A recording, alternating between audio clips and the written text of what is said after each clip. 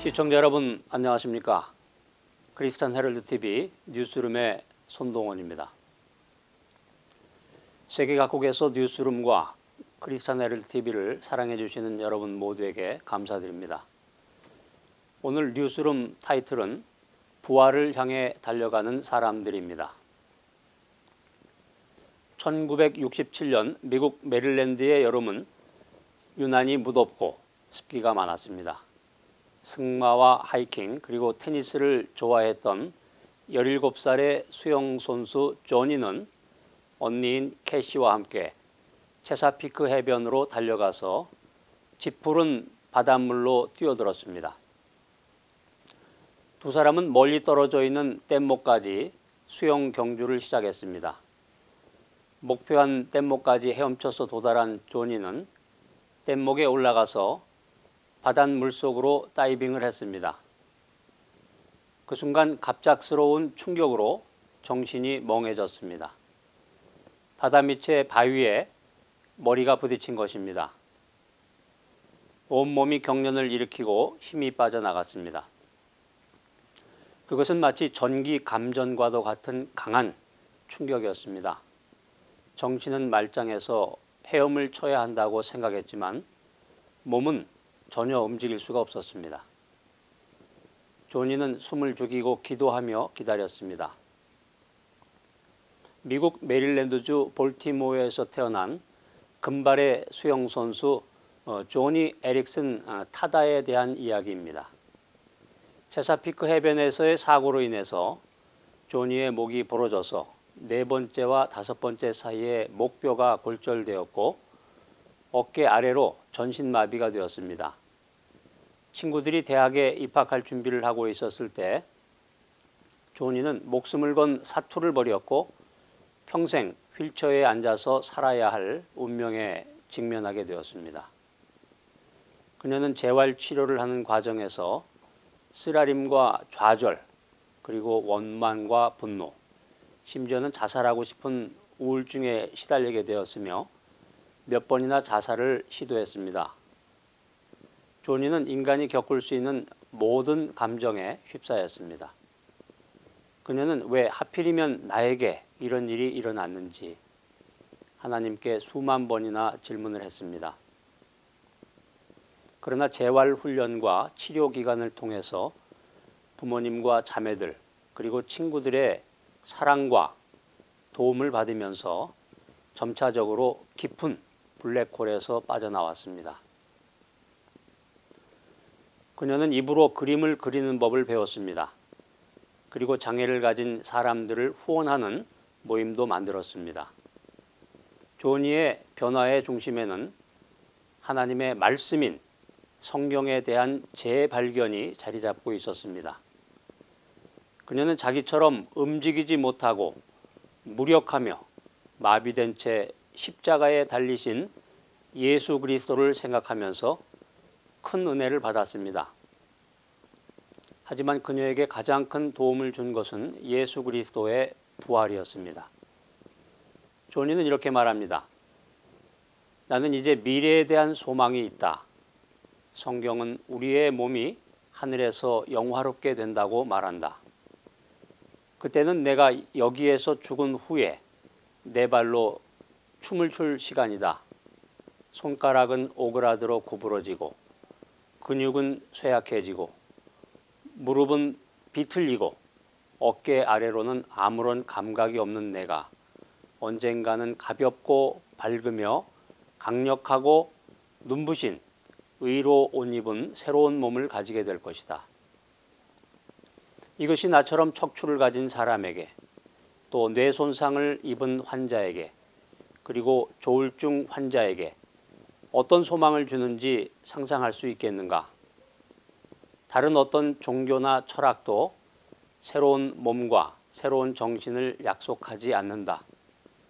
오직 예수 그리스도의 부활의 복음 안에서만 상처 입은 사람이 이처럼 놀라운 소망을 발견할 수 있는 것이다. 외롭고 힘든 생활을 해온 조니는 마침내 1982년에 켄 타다와 결혼을 하게 됩니다. 켄은 32년간을 교사로 있다가 조니와 함께 장애인 사역을 하기 위해서 2004년에 은퇴를 했습니다. 조니는 휠체어에 앉아서 전 세계를 여행하면서 그리스도를 증거했습니다.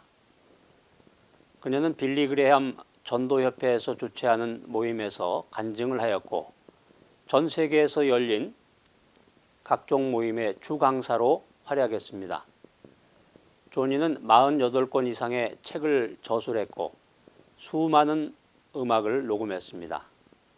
또한 렐리킹 라이브에 4번이나 출연했고 국제성경협회에서 주는 골드 워드상을 비롯한 수많은 상을 수상했습니다. 또한 웨스트민스터 세미너리를 비롯해서 6군데에서 명예 박사학위를 받았습니다. 시청자 여러분, 전신마비로 휠체어에 앉은 여인이 이처럼 엄청난 업적을 이룰 수 있었던 원동력은 무엇일까요? 그것은 하나님을 향한 그녀의 열정과 예수 그리스도에 대한 부활신앙이었습니다. 부활신앙은 이론이 아니라 능력입니다. 부활신앙은 먼 훗날이 아니라 바로 오늘 죽어있는 나의 믿음과 나의 소망을 살아나게 합니다. 부활신앙은 깨어진 인간관계를 회복시키고 세상에서 승리하게 만듭니다. 저명한 보수주의 신학자이며 독일 비덴 이스트 성서학교 교장을 지냈던 에릭 사워 박사는 이런 말을 했습니다. 부활절은 예수 그리스도의 부활로부터 시작해서 성도의 부활로 끝난다. 그러므로 우리는 두 개의 부활절 사이에서 살고 있다. 예수 그리스도의 부활과 성도의 부활 사이에 우리가 살고 있는 것이다. 그러므로 우리는 예수 그리스도의 부활이 주는 믿음의 능력을 가지고 우리의 부활을 향해서 달려가는 사람들이다. 성경에 보면 사도 바울에게는 일생을 다해서 직접 체험함으로써 알고자 했던 3가지 목표가 있었습니다. 그 첫째는 그리스도를 체험하는 것이고 두 번째는 부활의 권능을 아는 것입니다. 그리고 세 번째는 그리스도의 고난에 동참함을 아는 것입니다. 빌립보서 3장에 보면 이 3가지를 알기 위해서 사도 바울이 실천했던 구체적인 행동 지침들이 나옵니다. 위에서 말씀드린 3가지를 경험적으로 알기 위해서 사도 바울은 그리스도의 죽으심대로 나도 죽음으로써 어찌하든지 나도 주님처럼 부활하는 영광을 누리고자 했다라고 말하고 있습니다. 주님처럼 나도 역시 먼저 내가 죽는 생활을 실천했다는 말입니다. 죽음 없이 부활은 없고 고난 없이 영광은 없습니다. 주님이 재림하실 때 우리는 분명히 부활할 것입니다. 그러면 우리도 그때 부활하려면 이 세상에서는 어떻게 살아야 할까요? 먼저 죽음을 실천해야 합니다. 사도 바울은 때가 되면 자연적으로 이루어지는 종말의 부활만을 기다리고만 있지는 않았습니다. 주님이 부활했던 그 능력을 자신의 삶 속에서 체험하려고 자신을 부인하고 주님을 따르는 십자가의 삶을 최선을 다해서 실천했던 것입니다. 시청자 여러분, 우리는 예수 그리스도의 죽음과 그 고난에 함께 참여하도록 부름을 받은 사람들입니다. 왜냐하면 그렇게 해야 예수 그리스도의 능력이 우리를 통해서 드러나기 때문입니다. 부활이 진정 감격스러운 예수 그리스도의 능력이 되기 위해서는 우리 역시 이 세상에서 예수 그리스도의 죽음을 본받는 생활을 힘써 실천해야 하는 것입니다. 기독교 신앙은 죽음을 진지하게 생각합니다. 인간 삶의 마지막에 찾아오는 죽음은 인간에게 결코 가벼운 주제가 아닙니다. 죽음의 현실에 대항해서 기독교 신앙은 예수 그리스도의 부활을 믿고 선포합니다. 왜냐하면 기독교 신앙의 근본은 부활 신앙이기 때문입니다. 사도 바울이 말한 것과 같이 그리스도께서 만일 다시 살지 못하셨으면 우리의 전파하는 것도 헛것이요 우리의 믿음도 헛것일 수밖에 없습니다. 부활하신 분은 십자가에 못 박혀 죽으신 분입니다. 다시 말해서 그리스도의 부활은 십자가와 긴밀한 연관성을 맺고 있습니다. 하나님 없는 인간은 죄 가운데 살며 율법 아래 놓여 있고 죽음의 세력 아래서 신음하게 됩니다. 예수 그리스도의 부활은 죄와 사망의 굴레 속에 빠져 있는 인간들과 피조물을 향한 구원론적인 맥락에서 이해되어야 합니다. 하나님이 죽은 자 가운데서 예수 그리스도를 살리셨다는 것을 마음으로 믿는 것은 하나님이 나를 사랑하시고 하나님이 나의 삶을 변화시키시고 또 하나님이 나를 구원하여 영원한 기쁨으로 인도하실 것을 확신하는 것을 의미하는 것입니다. 성경에 보면 그리스도께서 장사한 지 사흘 만에 부활하셨다고 기록되어 있습니다. 이 사흘의 의미에 대해서 성경은 요나가 밤낮 사흘을 있었던 것 같이 인자도 밤낮 사흘을 땅속에 있으리라고 말하고 있고 또한 여호와께서 제3일에 우리를 일으키시리니 우리가 그 앞에서 살리라고 선포하고 있습니다. 이것은 그리스도의 십자가와 부활 사건이 고립된 사건이 아니라 구약과 신약 전체를 흐르는 구속사의 사건 속에서 살펴져야 함을 말하고 있는 것입니다. 십자가와 부활 사이에 3일간의 간격이 있음을 인식함으로써 부활은 십자가의 구속적 의미만을 지칭하는 것이 아니라 십자가와는 독립된 구체적인 사건을 의미한다는 점을 깨달아야 합니다. 바울이 부활 사건의 의미를 증명과 실증에 두지 않고 복음 전파와 믿음에 두는 이유가 바로 여기에 있는 것입니다. 바울은 그리스도의 부활이 없으면 우리의 복음 전파와 믿음이 헛된 것임을 말하면서 부활이 있기 때문에 우리의 복음 전파와 믿음이 살아있다고 말하고 있습니다. 부활 사건은 이 세상에 속한 일부분의 사건이 아니라 다가오는 새로운 세계를 선포하는 사건이기 때문에 부활 사건의 전체적인 의미는 다가오는 하나님 나라의 테두리 안에서 이해되어야만 올바로 해석될 수 있습니다.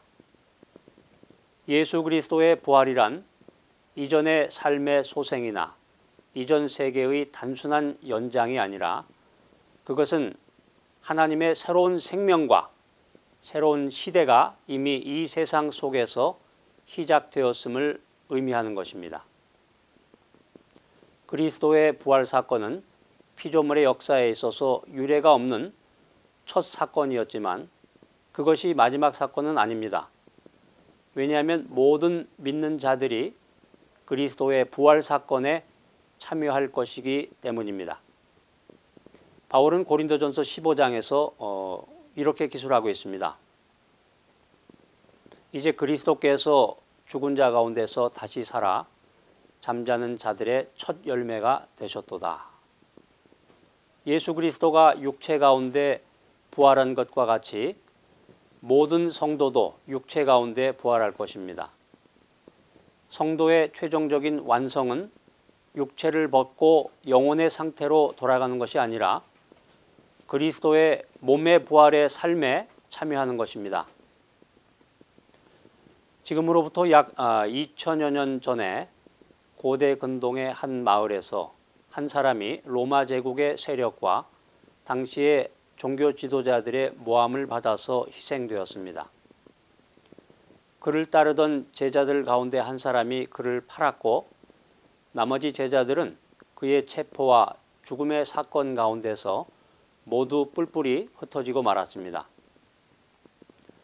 그 장면을 보고서 그날 밤 잠자리에 들었던 사람들은 모두 이렇게 생각했습니다. 그것이 우리들이 지녔던 신랄 같은 희망의 마지막이라고. 그 당시에는 어느 누구도 그것이 새로운 시작이 될 줄은 꿈에도 생각하지 못했습니다. 그러나 장사한 지 사흘 만에 예수 그리스도는 부활하시고 새 역사를 향한 새로운 행진은 시작되었고 오늘도 그 완성을 향해서 진행되고 있습니다. 너희 속에 착한 일을 시작하신 이가 그리스도 예수의 날까지 이루실 줄을 우리가 확신하노라. 시청자 여러분, 십자가에 달린 예수 그리스도의 열린 무덤의 틈새를 통해서 끝없는 부활과 생명의 흐름이 세계 속으로 들어오고 있습니다. 바로 그것이 부활절이며 바로 그것이 부활신앙입니다.